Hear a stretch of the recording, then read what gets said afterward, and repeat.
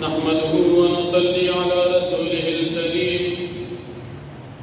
أما بعد فأعوذ بالله من الشيطان الرجيم بسم الله الرحمن الرحيم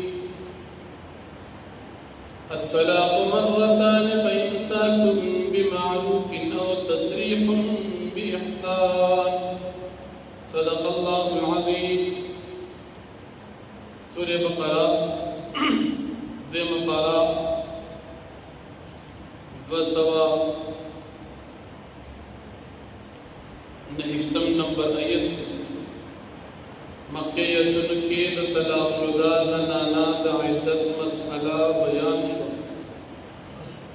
چکم زنانا طلاق شید آغی عدت بادری بیماری اگا زنانا چې داغي عدت په بیمارو یعنی په حیزونو باندې وي حامله عایسه او صغیره نوي اوس په دې آیاتونو کې د طلاق قسمونه ذکر کیږي طلاق په درې قسمه دي یو قسم طلاق رجعي دی دویم قسم طلاق باین دی او دریم قسم طلاق مغلظ طلاق رجعی یو سړی خپلې ښځې ته په الفاظو د طلاق سره یو پیره یا دوه پیرې طلاق ورکړ دې ته ویلی شي طلاق رجعی ویم یو سړي په الفاظو د جدایۍ سره ښځې له طلاق ورکړل چې نیت پکې دا طلاق الفاظو کې طلاق الفاظ نو دې سره به واقع شي طلاق باین او دریم طلاق دی مغلظ یو سړي خپلې ښځې له درې طلاقونه په یو ځای باندې په الفاظو د طلاق سره ورکړل نو دا به واقع شي طلاق مغلظ د یو طلاق یا د دو طلاقو ویلو نه بعد د نارینه ته د رجوع حق حاصل چې د عدت په دوران کې دا سړی د ښځې ته نزدېکت په وینا یا په عمل سره وکړي نو ښځه به واپس په نکاح کې پاتې شي او کنا عدت نه تیر شي نو ښځه به د نکاح نه وځي خو کله چې یو طلاق یا دوه طلاقونه ورکړي دویم طلاق باین چې الفاظ د جدایۍ وي او نیت د طلاق وي طلاق باین چې واقع شي نو دا سړی په دې ښځې سره بیا ژوند کول غواړي نو نکاح به نوي کي نکاح به تازه کی ښځه به واپس په نکاح کې داخله شي خو رضامندي پکې د دواړو شرط او دریم قسم چې الفاظ د طلاق وي خو درې پیري ورته وي یا درې عدد استعمال سړی ښځې ته وي ته په ما په درو طلاقو باندې طلاقې عدد درې وي یا یو سړی یوې ښځې ته وي چې ته په ما باندې طلاقې ته په ما باندې طلاقې ته په ما باندې طلاق درې پیري یې پوره کړل نو که په یو ځای یې وي یو ورځ باندې وي په جدا ورځو باندې وي دا طلاقونه به درې واقع شي او ښځه په ده باندې حرام شي دا طلاق مغلظ په شریعت کې د طلاق جائز صورتونه دوه دي سړی ښځې له یو طلاق ورکړي ورپسې دویم ورکړي دا جائز صورتونه او کله کې گزاره نه کېږي نو بیا دې ولې څه وخت بعد دریم ورکړي خو د سوچ سمجھ نه بعد یو میاشت کې یو ورکا دویمه میاشت کې دویم ورکا دریمه میاشت کې دریم ورکا یا صرف یو میاشت کې یو ورکا عدت به تیر شي که رضا دې نه وه ښځه به د نکاح نه وځي دا د شریعت ښه صورت یا صرف یو ورکا یا په درېو میاشتو کې درې ورکا. په شریعت کې چې کوم د ګناه صورت دي هغه په یو ځای باندې چې چا ښځې له 3 طلاقونه ورکړل. لکه زمون خلک چې غصه شي نو وایي دا ښځه مې په 3 کانو طلاق کړه، بیا استادانو پسې ګرځي دماغ مې کار نو کړي څه چل وکړي. چې دماغ دې کار نو کړي او غلام زنګین باندې راغشتو په داسد باندې ځان وشتو نو رښتیا به کار نو کړي. دا خو کار یې کړو خو تلې ونې شوي او بیا ګرځي چې د دې مسلې حل اوس پکار دی. نو ولې سوچ نه تا ته خو شریعت د هر څه طریقه ښودلې ده، کور به جوړې څنګه او کور به ځان له جدا کې څنګه، شریعت دواړه طریقې ښودلې. جوړ راځي هم طریقه ښودلې ده، جوړ نه راځي جدایي راولي خو شریعت ته وګوره که د ځان ولې لیونی جوړ چې بیا ګرځي یو کلي مولا او بل کلي مولا دا تا ته مولیان به حلالولی نه شي چې الله یې کله حرام کړي. دا د شریعت بد صورت. طلاق کېږي خو سره د ګناهګار شو. په اسلام کې طلاق په ټولو کارونو کې بد حکم دی، بد جائز کار دی. دې ته ویلی شي په کتابونو کې ابغض المباحات، د الله چې ډېر بدې شي هغه کار هغه طلاق. د شیطان خپل ملګري خواره کړي ګرځي شوي خدمت وکړي. د یو بچي ماښام راشي بل بچي اخر ورته یو وایي چې ما خو دا کارګزاري ده چې ښځه خاوند مې وجنګول او طلاق مې ورکړ، ځان ته را نږدې کي په ملا باندې وټپوي چې دې بچي مې غلط کار کړي. دا د شیطان هغه د خوشحالۍ کار، الله پرې خفه کېږي. خو بیا د اسلام طریقه که څوک ډېر مجبور وي نو په طریقه د اسلام دی ښځې له طلاق ورکړي. که طلاق رجعي ورکړي یو یا دوه سوچ دې وکړي که ګزارې کېدله واپس دې ښځې ته رجوع وکړي، کور به جوړ پاتې شي. البته 3 ورځو کې د سره یو پاتې شو او که بیا ګزاره نه کېده نو که 3 ورکړي او عدت تېرېږي ښځه فارغېږي.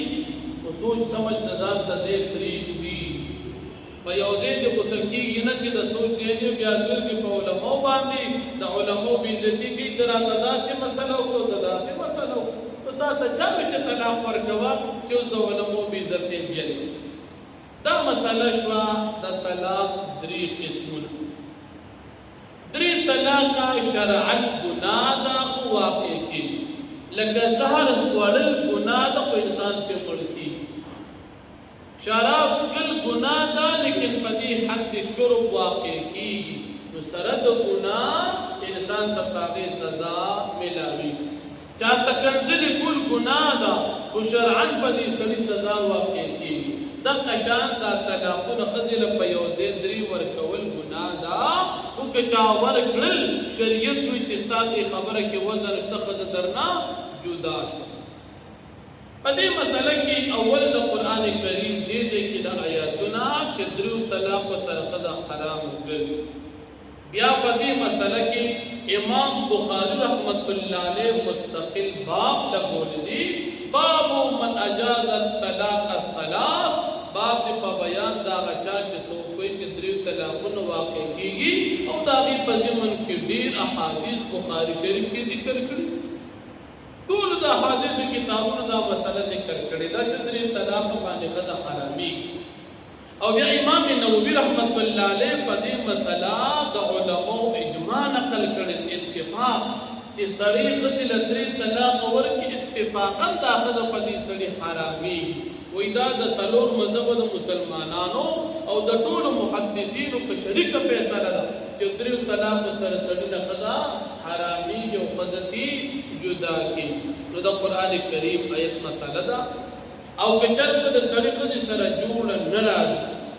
دې ځای کې یو مسله د خلع ده. ښځې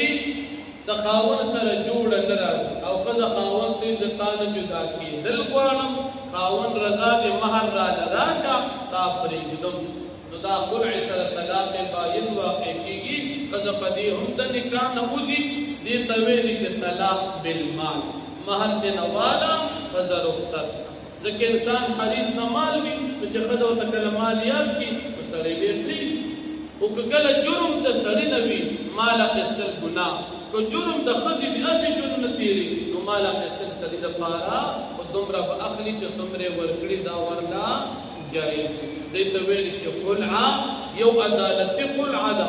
چې یک طرفه قانون فیصلو کې چې ښځه ته مونږ جدا کا د دې پورې شریعت کې اعتبار نشته عدالتي خلعه کې د خاوند رضا نه بس قانون فیصلو کې ښځه ته جدا باقي کې ښځه نه جدا کی سړی به وایي چې ما پرېښودله ما ته مهر واخیسته یا مې طلاق ورکړو ځکه نکاح د سړي ده نو اختیار د طلاق او د خلع د سړي رضا اجازت غواړي نو الله جل شانه په دې آیاتونو کې د رجوع دا مسله ذکر کوي نو فرمایي الطلاق مرتان طلاقنا دو قسم دي دو پیری دي هغه طلاقنا چې خاوند داغه نه بعد رجوع کوي هغه دو دي امام جلال الدین سیوطی سے لیکي مرتان اثنتان دو دي یو یا دوا خاوند دې نه بعد رجوع کولی شي فإمساكٌ بمعروف پس د دې دو طلاقنا بعد اجازت دي د ساتلو په خې طریقې یو طلاق دی ورکو وی چې زه پیښې ویني ما جون به مسخشي رجوع تو کا یاد وا او تصریح هم به احسان یا خوشی کول دی په خې طریقې سره یره جون دې نه تیریږي سوچ دې ډیرو کو مشورې دې وکړي سوچونه دې برابر نشول پرېږدي بس پرېږدي ولا يحل لكم او ندی جایز تاسو د پار ان تاخذوا دا چې تاسو واخلئ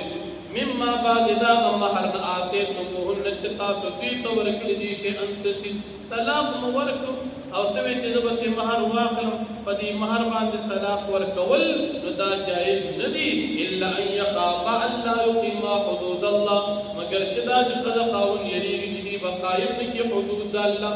جون دې نه تیریږي خذ و چې ځان دې جدا کو شریعت په لحاظ کې